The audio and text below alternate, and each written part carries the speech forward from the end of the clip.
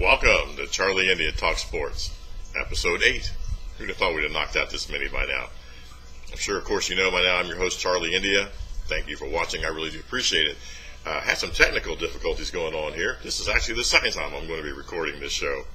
So we'll call that first one a practice run. Got a lot to talk about, especially if you love basketball as much as I do.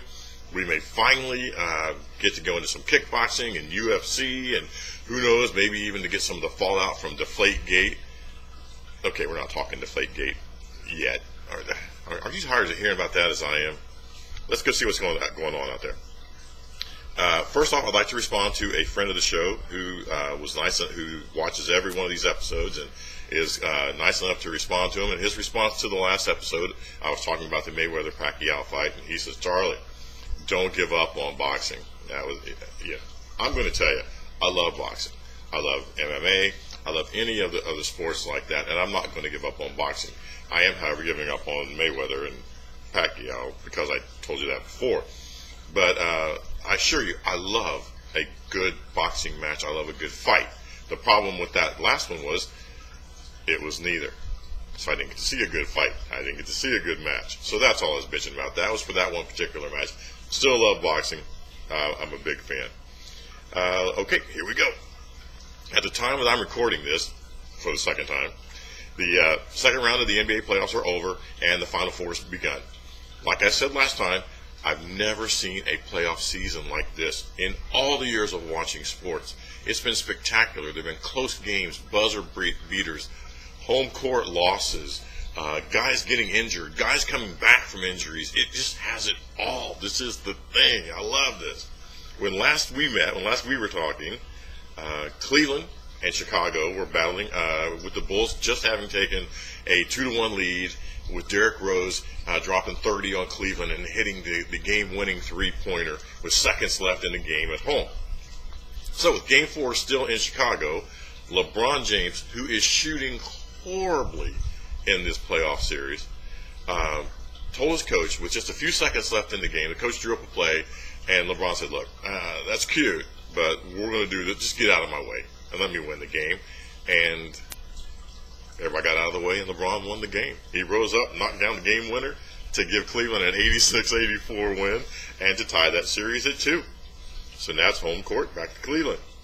Game 5 was back, like I said, back in Cleveland, and the Cavs got the win.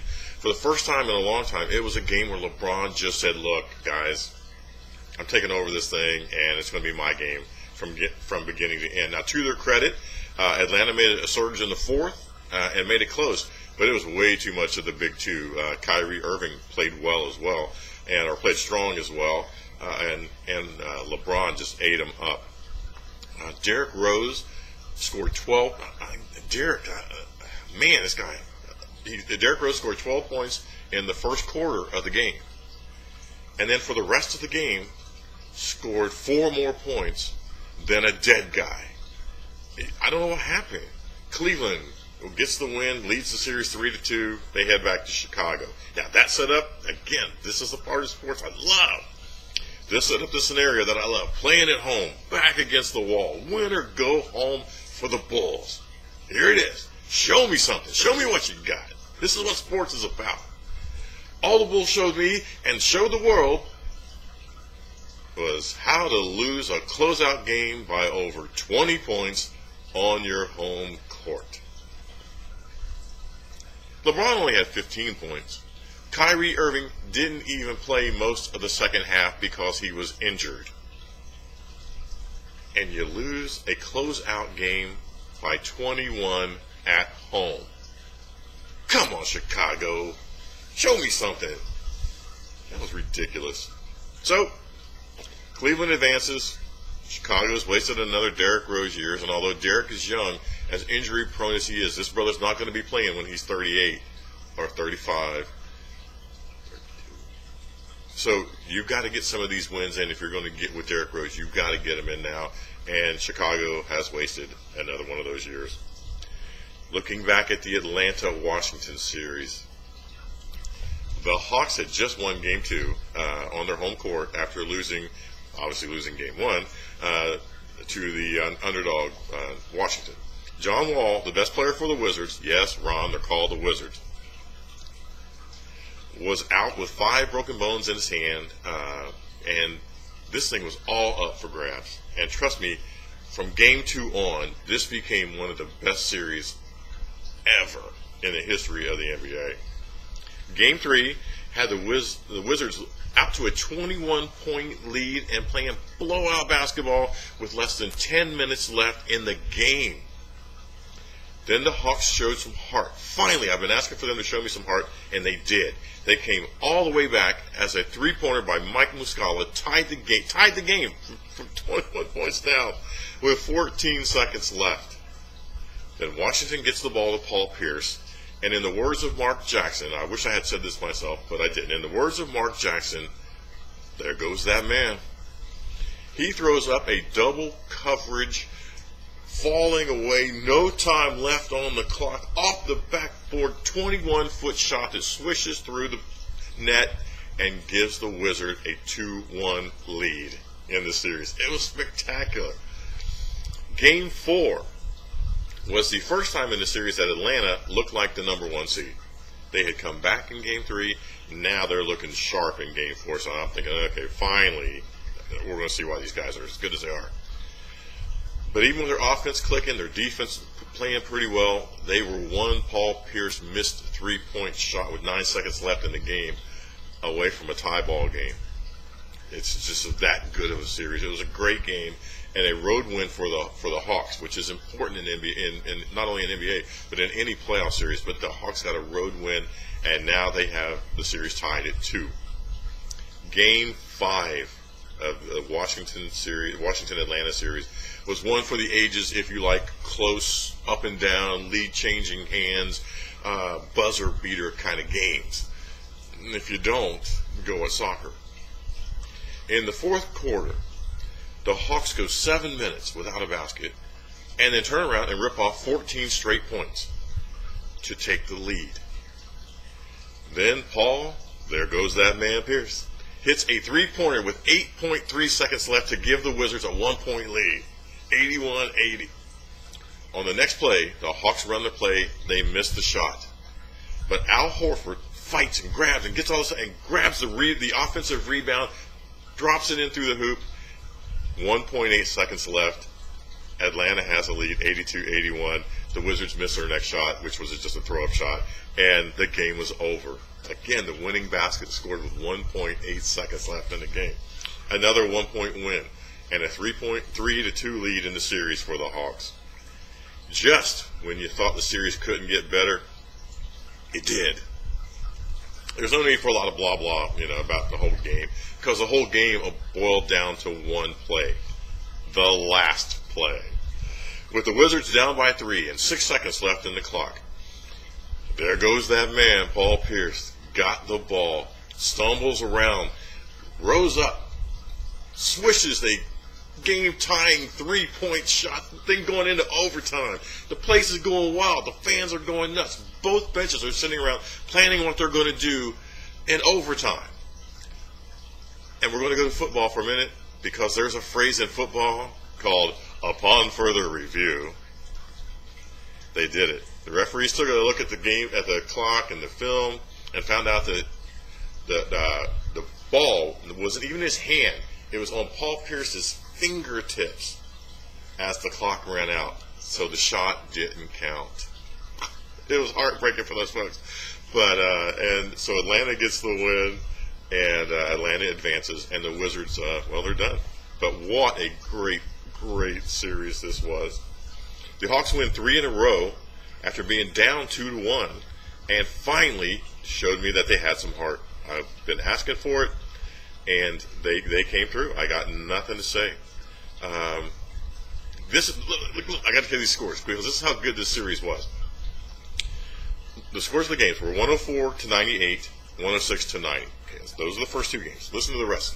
103-101, 106-101, 82-81, and 94-91, with that 3-pointer going through just as the clock ran out. In the last 4 games, the total margin of victory was a combined 11 points. That's 10 points less than the Bulls lost in their one closeout game. God, what a great series. In the West, when last we talked, the LA Clippers were up 2-1 over the heartless Houston Rockets. And all the games weren't that close. The series had a weird feeling to it, and I don't have any other words. I'd like to, throw a bunch of soliloquy out there like that and have great words, but I don't know. I don't have any explanation for it. It just felt weird. And in Game 4, continued the complete and total domination of the LA Clippers of the Houston Rockets. LA, who I was deeming the best team in LA, won Game 4 128-95. That's a 33-point win. So, LA's won 3 points, and unlike the Atlanta-Washington series that we just talked about, these were blowout wins by 16, by 25, and by 33 points. You can't beat a team or have another team's number any more than that. But this is where the biggest disaster in sports occurs. I hate this, and it happens all the time. So we're going to break it down just a little bit. The scenario is this. The underdog gets hot for whatever reason, wins one of the first 2 games on the favorite's home court. Then they go home and stay hot and win both the games on their own court. They're up 3-1. The underdog is. The series should be over.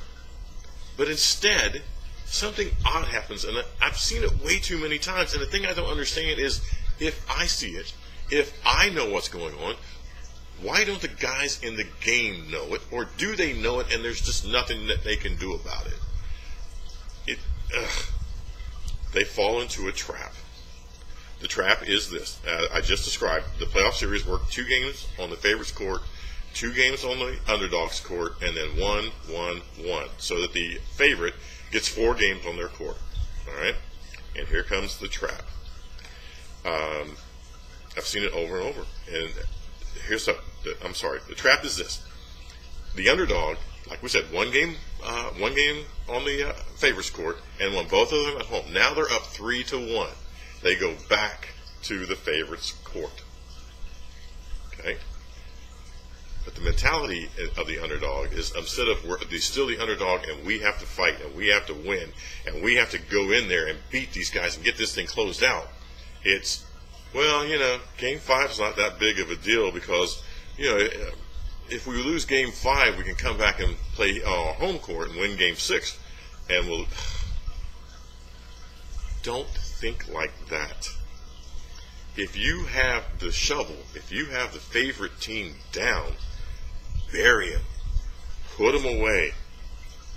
But they don't. They see it over and over. Game 5 is not that big a deal. We can come back and win Game 6 on our home court. So, Clippers are up. They head to Houston, and you can just see it in them.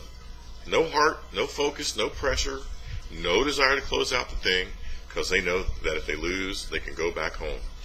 And again, I can't tell you, when you're beating a team by an average of 25 points, get the shovel out and bury them the way a politician buries a marriage scandal. Just do it. Clippers end up losing Game 5 by 21 points. How do you go from beating a team by 33 to losing a game by 21 the very next game? Houston is the favorite for a reason. I know it, you know it, and everyone should know it. When you have the better team down, stick them, bury them, get them down. However, the plan almost worked. The plan to win Game 6 seemed like a pretty good idea when the Clippers were up by 19 points in the third quarter with 2 minutes left in the third quarter. In anybody's book, that's going to be a win. The Clippers should advance. But then, the Clippers revert to being the Clippers. They go to the prevent offense, which is running a bunch of time off the 24-second clock and before throwing up a shot. Now, if you continue to score, it's a great strategy. But what normally happens, what almost always happens, is that you end up throwing up a junk shot because you've let the clock run down so far that now everybody knows you have to shoot. They don't have to worry about you passing. It cuts down your offense, and you throw up a junk shot. junk shots, bad shots, tend to lead to long rebounds, and long rebounds lead to fast breaks and easy, quick points for the other team. And I have said this, and no matter, I keep saying this because I just can't, this is what killed them. No matter what the sport, once you take your foot off the gas and go to a prevent offense or a prevent defense, Dallas and Seattle, the only thing that it prevents is winning. The number from the end of the third to the fourth quarter are just unbelievable. First off, James Harden spent most of the fourth quarter. James Harden's the best player on the Houston Rockets. Spent most of the fourth quarter on the bench. Didn't even come into play. Even though he had 23 points already, the flow of the game, Houston's making this big comeback. Leave me out, coach. Now, I'm sure he didn't say that, but the coach, just basically decided to leave him out. Harden was fine with it because the flow of the game was going so well. The matchups were right without him in it, and he already had 23 points. So it wasn't like he was playing bad or hurting the team in any way. But without the best player on the court, again, Houston outscores the Clippers 51-20 from the end of the third quarter to the end of the game. Houston shot 7 3-pointers in the fourth quarter alone. That's normally more than you have in a whole game, or about as many as you have in a whole game. And they held LA to 18.2% shooting from the field. The Clippers took 22 shots and hit 4. Anybody's math says that means they missed 18 of their shots. They weren't in rhythm. They were in the prevent, and here's what it prevented. It was their worst playoff shooting performance in a quarter in 20 years, and I attribute it directly to running the clock down and getting forced into bad shots. Pedal to the metal. If you have a team down by 19, put them down by 30. And when you get them down by 30, put them down by 50. You don't let up. LA had 26 points in transition, the easy layup baskets, in the first 3 quarters, and had none in the fourth because they quit running and they got out of their offense and were trying to kill the clock. A 19-point lead turns into a 12-point loss on your home court, all because you didn't just keep your foot on the gas and run these guys out of your gym.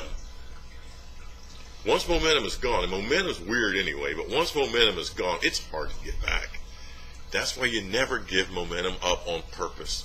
You had it, you gave it away. So now the series is tied at 3, heads back to Houston. The Clippers fell into a trap that they set themselves, and now they're setting up a win or go home scenario for both teams. However, it's not on your home court anymore. Game 7, normally the best situation in sports. I love Game 7s. So, LA never showed up. They never showed up for a chance to close out this series, for a chance to advance to the conference finals for the first time in their history, and they got it handed to them in a way that was embarrassing. Even though the game was on the road, I picked LA to win, and boy was I wrong. LA was never in it, and worst of all, they didn't seem to care. Now, I know that the guys care, but their play didn't reflect it. Their actions on the court didn't reflect it. And if you can't translate one into the actions of the other, it doesn't matter if you care or not. Houston wins Game 7, comes all the way back from 3-1 down, winning the closeout game when they were down by 19 in the third quarter on the road and advance. When this series started, I told you there was something that I had no words for, which is amazing because I have words for just about everything. This series just made my brain itch.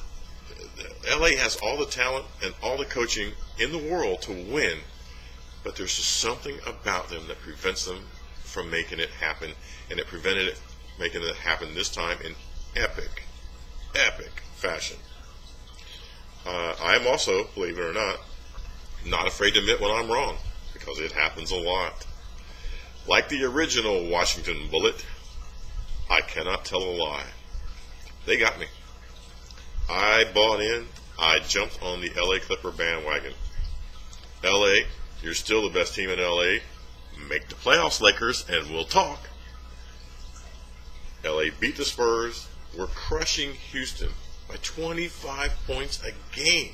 were up by 19 in the third quarter and still found a way to lose. So, like an 8-year-old who's figuring out that Santa Claus isn't real, what? I'm left wondering what I'm going to do about watching or rooting for the Clippers.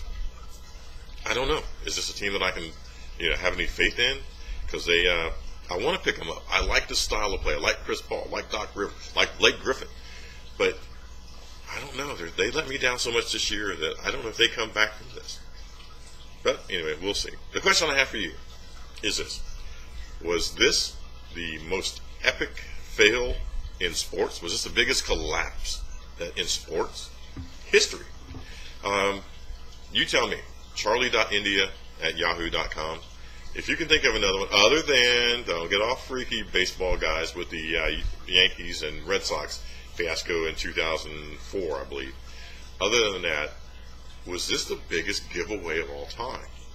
And it's hard for NFL football, any kind of, because your playoffs are one and done. So yeah, the Buffalo-Houston game and Frank Wright and all those guys, that was a big collapse. But that was one game. This scenario, the Clippers had 3 games to win one against a team that they're beating by 25 points a game.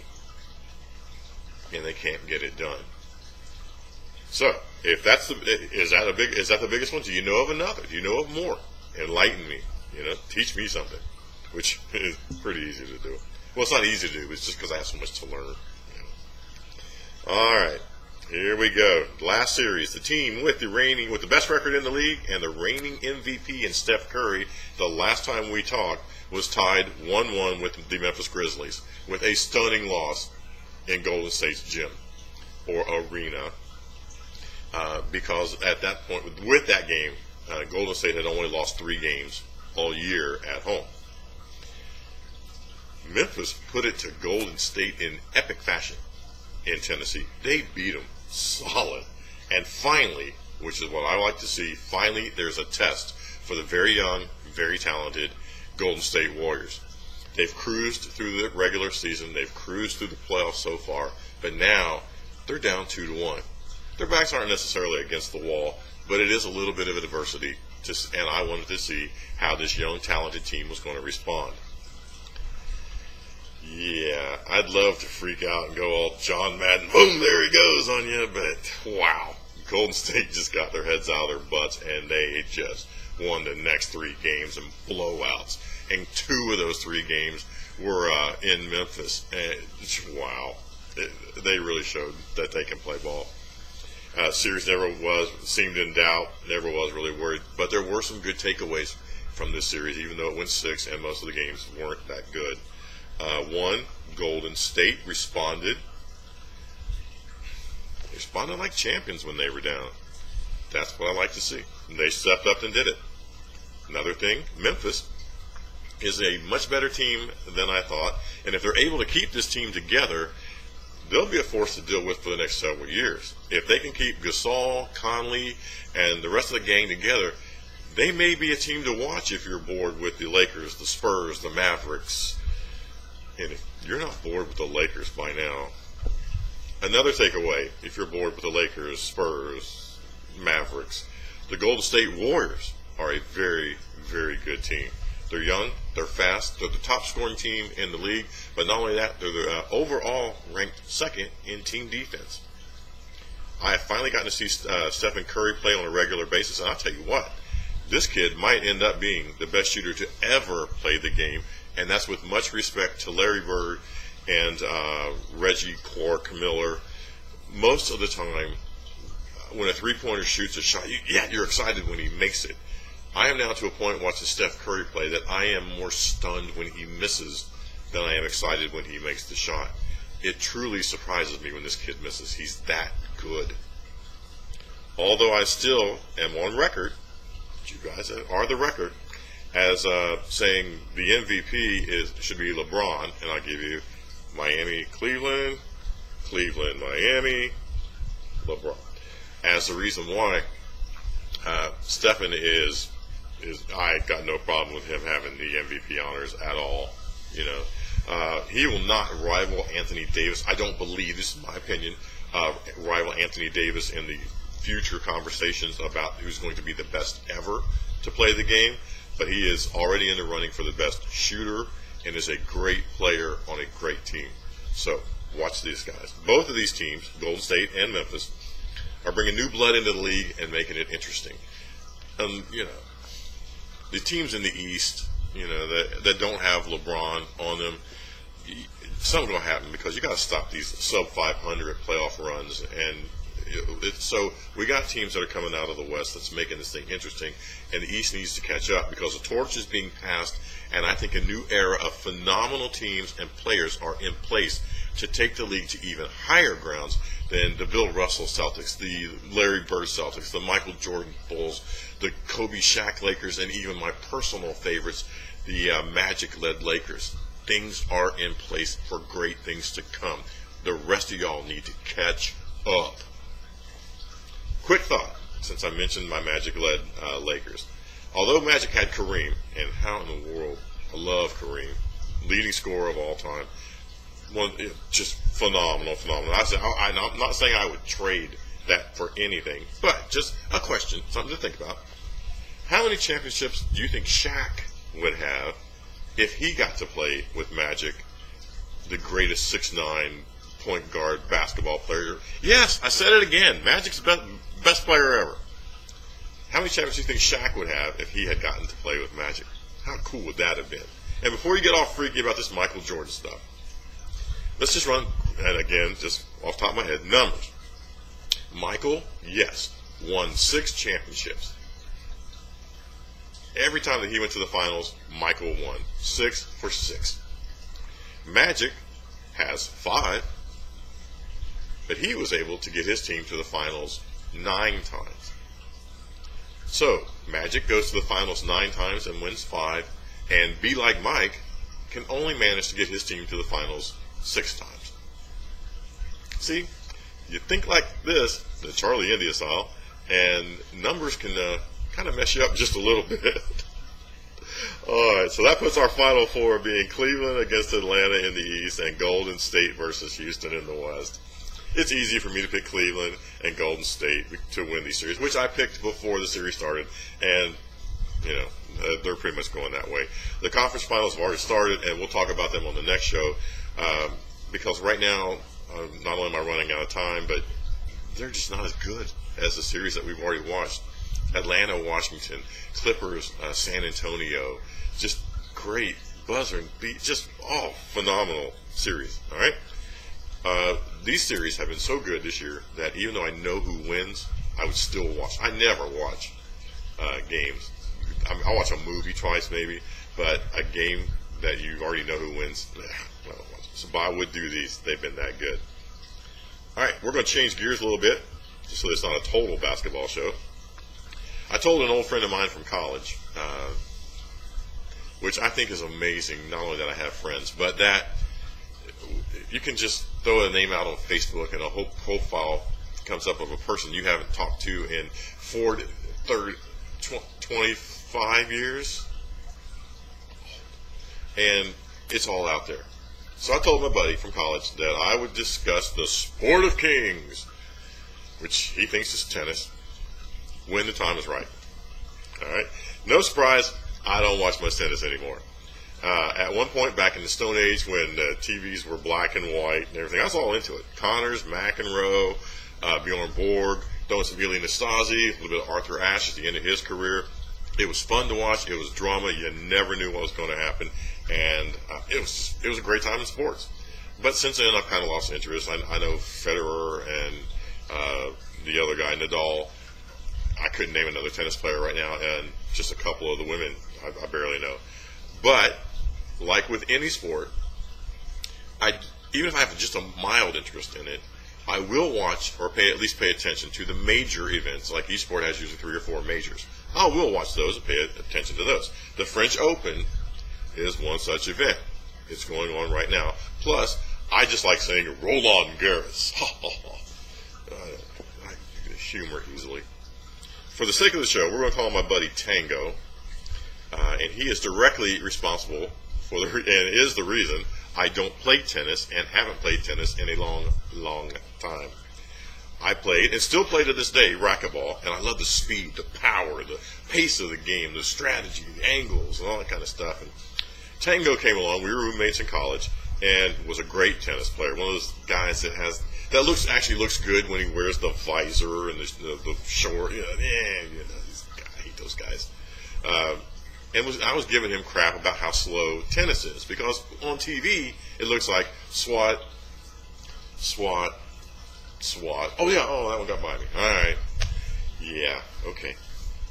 So one day he loaned me one of his mini rackets, and we went out to the courts. By the time I blinked twice, 3 serves have already gone past me. I believe that 3 serves had gone past me because I never really saw him. He asked me on one. Hey, Charlie, was that last one in?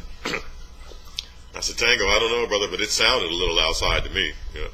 I eventually got used to the speed of the game and was able to get my timing to the point where I could swat that ball right to the bottom of that net faster than anything. I did score some points on him when finally I was able to use my superior athletic ability and skill and prowess to wear him down, because he couldn't stop laughing at me. He was good. The French Open is my least favorite of the majors because it's played on clay and it does slow the game down. And especially on the women's side of the game, some of the rallies just take forever, and the men as well, but the women even worse. Just goes on and on forever. But I do consider the French Open the Groundhog Day of tennis. By that I mean, when you see the French Open, you know that Wimbledon's right around the corner. Like Wimbledon. All right. Tennis tournaments take a couple 3 weeks to get going really good, and we'll go over later. We'll cover who, what, when, where, and everything else. However, quick note on this: already in the first round, Venus Williams is out. That about wraps it up for episode 108. I'm sorry it took so long to get out, but like you've probably noticed, I've been having a little physical setbacks, and but I'm feeling much better now. 109 will be coming soon. I want it to come out sooner so that we can talk more about other sports other than basketball, but basketball is so predominant right now with games every single night. Once we get to the finals, it'll be a little more spread out. But there's things going on, like the Indy 500 just happened, the 20 forms of MMA that I've been watching. Of course, we'll talk about basketball a lot more. The French Open we'll cover some more on. There's a lot of things going on in sports. It's a good time, and I'm loving it. We didn't even talk about baseball or things like that, which is in full swing now. So there's a lot going on. Things are back in place now, so I'll be able to put out these shows a little quicker.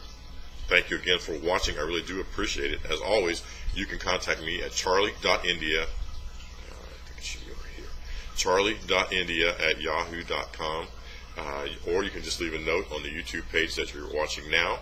I also co-host a show, The Stiff Arm with Ron Mexico, which is on YouTube as well. Again, you guys really have no idea how much I appreciate you watching this thing. So, for now, episode 108 in the books. This is Charlie India saying, get out there and play.